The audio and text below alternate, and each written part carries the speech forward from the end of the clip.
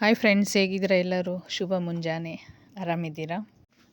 ನಾನೀಗ ಸಿಂಪಲ್ಲಾಗಿ ದಾಲ್ ಫ್ರೈ ಅಥವಾ ದಾಲ್ ತಡಕ ಯಾವುದಾದ್ರೂ ಯಾವ ಥರ ಮಾಡಿದ್ದೀನಿ ಅಂತ ನೋಡ್ಕೊಳ್ಳಿ ಒಂದ್ಸಲ. ಒಂದು ಬಾಣಲೆ ಇಟ್ಬಿಟ್ಟು ಅದಕ್ಕೆ 2 ಸ್ಪೂನ್ ಆಯಿಲ್ ಹಾಕಿ ಬಿಸಿ ಮಾಡ್ಕೊಳೋದು. 1 ಸ್ಪೂನಷ್ಟು ಜೀರಿಗೆ ಹಾಕ್ಬಿಟ್ಟು ಸ್ವಲ್ಪ ಕೆಂಪಗಾಗೋವರೆಗೂ ಹುರಿಯೋದು. ಅದನ್ನು 1-2 ಒಣಮೆಣ್ಸಿನ್ಕಾಯಿ ಹಾಕಿ ಫ್ರೈ ಮಾಡಿಕೊಂಡೆ. ಆಮೇಲೆ 1-4 ಹಸಿಮೆಣ್ಸಿನ್ಕಾಯಿ ಹಾಕಿ, ಖಾರ ಇಲ್ಲಾರ್ದು ಉದ್ದ ಸೀಳ್ಬಿಟ್ಟು ಅದನ್ನು ಒಂಚೂರು ಫ್ರೈ ಮಾಡ್ಕೊಳೋದು. ಹಸಿಮೆಣ್ಸಿನ್ಕಾಯಿ ಸ್ವಲ್ಪ ಕಲರ್ ಚೇಂಜ್ ಆದಮೇಲೆ 2 ಈರುಳ್ಳಿ ಕಟ್ ಮಾಡಿ ಇಟ್ಕೊಂಡಿದ್ದೆ ಚಿಕ್ಕದಾಗಿ, ಅದನ್ನು ಹಾಕಿ ಫ್ರೈ ಮಾಡಿಕೊಂಡೆ. ನಾವಿಲ್ಲಿ ಅಲ್ಲ ಬೆಳ್ಳುಳ್ಳಿ ಪೇಸ್ಟ್ ಹಾಕ್ತಾಯಿದ್ದೀನಿ. ನಿಮಗೆ ಅವಶ್ಯಕತೆ ಇಲ್ಲ ಅಂದರೆ ತುರಿದು ಹಾಕ್ಕೋಬೇಕು. ನನಗೆ ಟೈಮ್ ಇಲ್ಲದ್ರಿಂದ ಪೇಸ್ಟ್ ಇತ್ತು ಮನೇಲಿ, ಅದನ್ನೇ ಹಾಕಿ ಫ್ರೈ ಮಾಡಿಕೊಂಡೆ.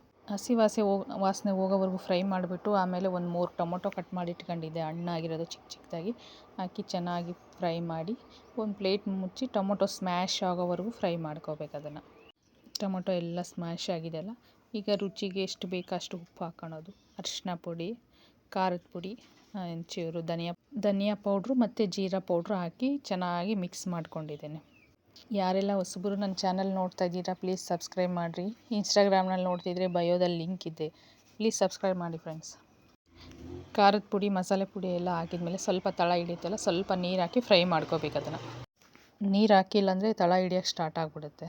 ಹಾಗಾಗಿ ಚೆನ್ನಾಗಿ ನೀರು ಹಾಕಿ ಫ್ರೈ ಮಾಡಿ. ಆಗಲೇ ನಾನೊಂದು 1/4 kg ಬೇಳೆ ಬೇಯಿಸಿಟ್ಕೊಂಡಿದ್ದೆ. ಪೂರ್ತಿ ಸ್ಮ್ಯಾಶ್ ಆಗೋದು ಬೇಡ, 1 ವಿಸಲ್ ಹಾಕ್ಸಿದ್ರೆ ಸಾಕು. ಈ ಥರ ಇರುತ್ತೆ ಸ್ವಲ್ಪ ಬೇಳೆ. ಅದನ್ನು ಹಾಕ್ಬಿಟ್ಟು ಚೆನ್ನಾಗಿ ತಿರುಗಿಸ್ಕೊಳ್ಳೋದು. ಚೆನ್ನಾಗಿ ತಿರುಗಿಸ್ಕೊಂಬಿಟ್ಟು ಸ್ವಲ್ಪ ಬೇಯಿಸ್ಬೇಕು ಅದನ್ನು. ಈ ಟೈಮಲ್ಲೇ ಸ್ವಲ್ಪ ಉಪ್ಪು ಖಾರ ಅಡ್ಜಸ್ಟ್ ಮಾಡ್ಕೋಬೇಕು. ಕಡಿಮೆ ಇತ್ತು ನನಗೆ ಉಪ್ಪು, ಹಂಗಾಗಿ ಸ್ವಲ್ಪ ಉಪ್ಪು ಹಾಕ್ಕೊಂಡೆ.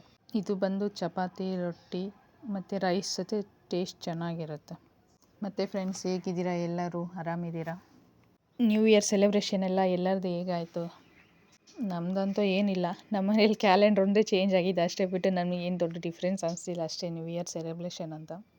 ನ್ಯೂ ಇಯರ್ ದಿನವೇ ಬಳ್ಳಾರಿಲಿ ಒಂದು ದೊಡ್ಡ ಗಲಾಟೆ ಆಗ್ಬಿಡ್ತು. ಪಾಪ ಒಬ್ಬ ಅಮಾಯಕ ತೀರೋಗ್ಬಿಟ್ಟ ಅದರಲ್ಲಿ.